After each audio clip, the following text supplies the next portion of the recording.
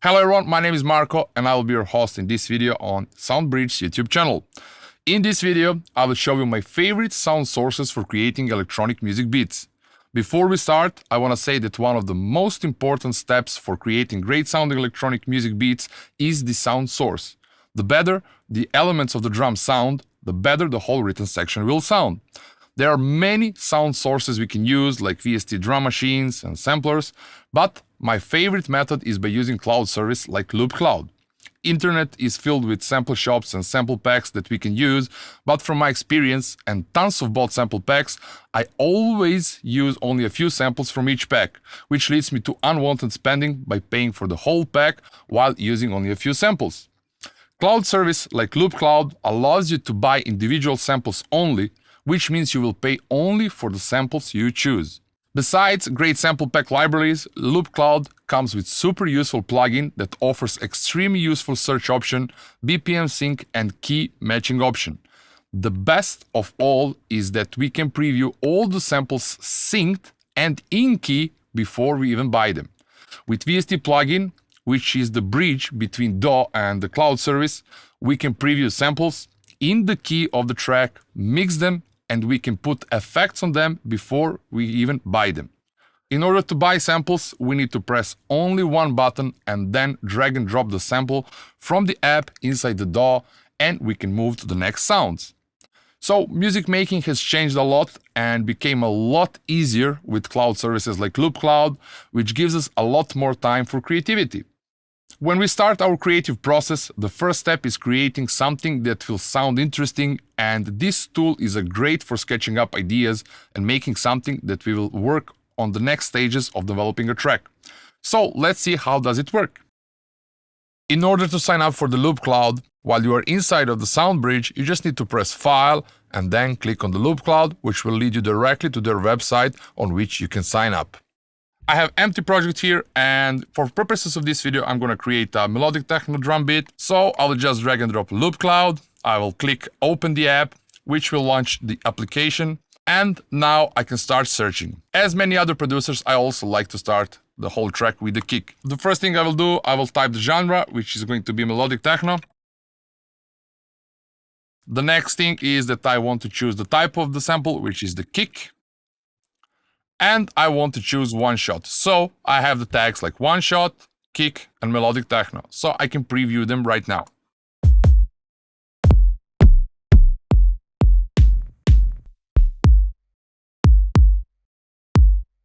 Let's say something like this. So I'm just gonna click buy over here.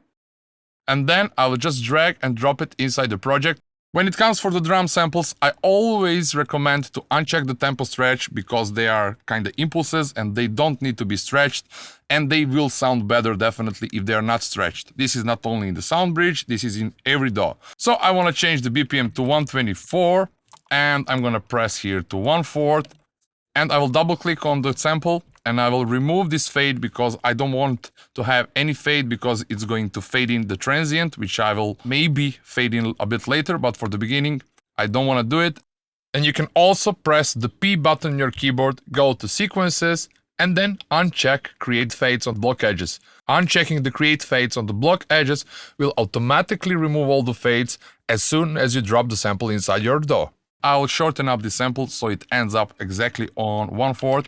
And then I'm going to start duplicating it, and I'm going to duplicate it in the length of 8 bars. So we have the kick sorted. I'm going to reduce a little bit of the volume so we have a bit more headroom over here. So the next sample I want to search for is the closed hi-hat. So instead of the kick, I'm going to close the kick and I'm going to type closed hi-hat. And I will click on any of them.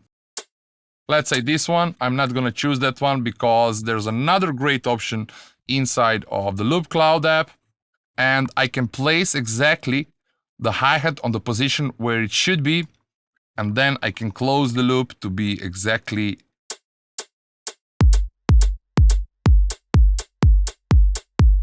So now when I change the samples and when I preview the other ones, they're going to be positioned exactly on the right spot.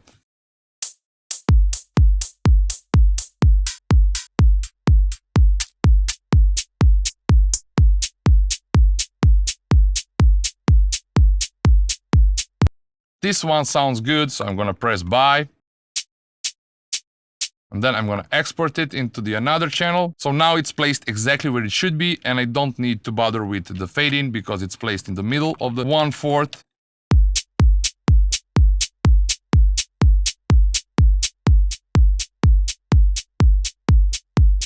All right, let's move to the clap.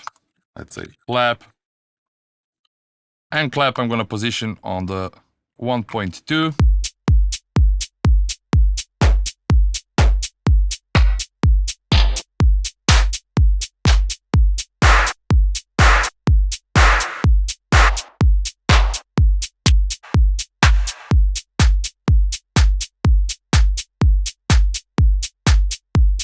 So again, pressing buy and then export, drag and drop, place it exactly on the same position where it should be, duplicating it.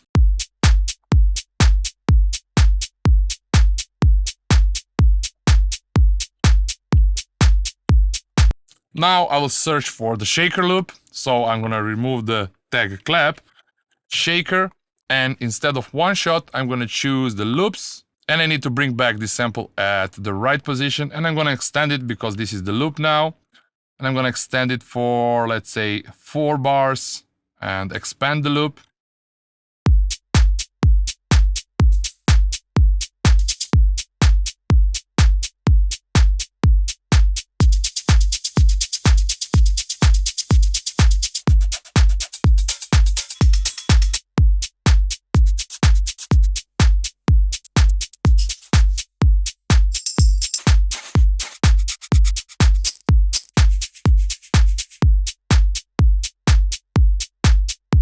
This one sounds amazing.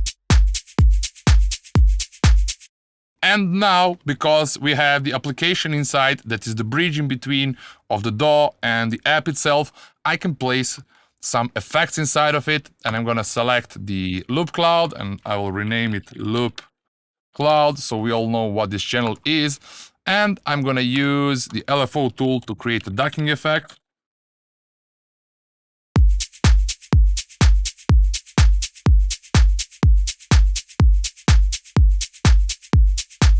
So I think it sounds good. I'm gonna buy it now.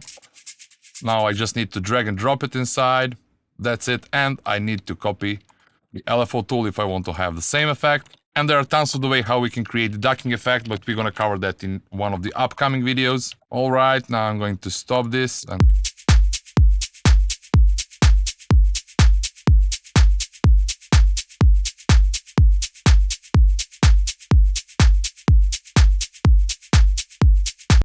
that sounds good, and then we can go and move to the bass line. Let's say instead of shaker, I can write the bass, and we want the loop. So let's say that I want to create the bass line, and I want the whole track to be, let's say, in F note or E note. So here where it's locked, I can press here and just lock it to the E note, which means that all these bass lines that are in different keys are going to be tuned to the E note and going to be transposed for each note directly to the E note. So I can play this bass line. I will extend the loop of it if there is more of it, and I guess there is. And I can play it.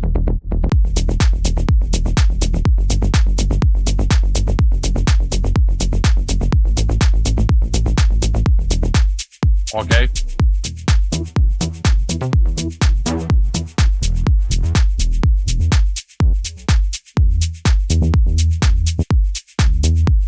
But we all can agree that this first sample was sounding amazing.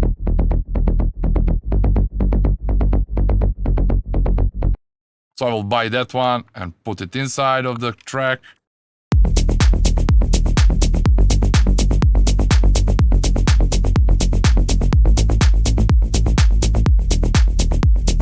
And again, I paste the same LFO tool just to create this ducking effect.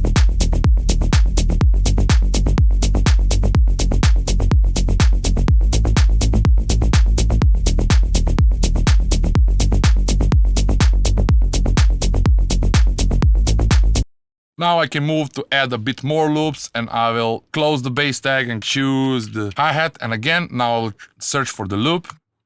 And I will uncheck the lock because I don't want any of my drum sounds to be transposed. If there's a need to that, I want to do it manually. I want to have a full control how will they sound.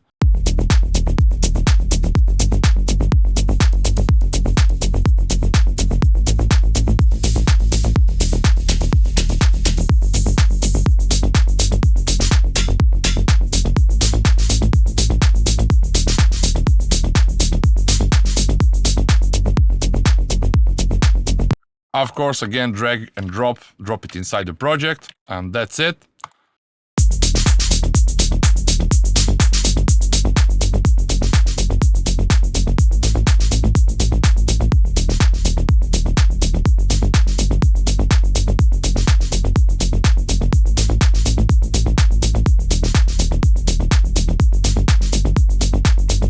So we already have something that's super interesting, and we can continue further. We can maybe try to look for the melody. Let's say instead of the hi-hat, I'm gonna write down melody. So it's gonna search it by the term, and let's say it's like this.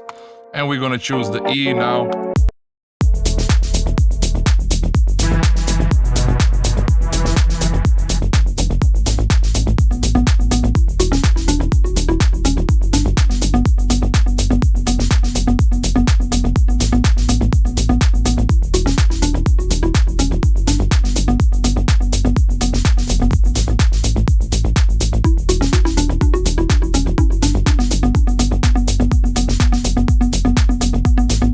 Now I can add a little bit of EQ to it. So I'm just gonna drag and drop EQ.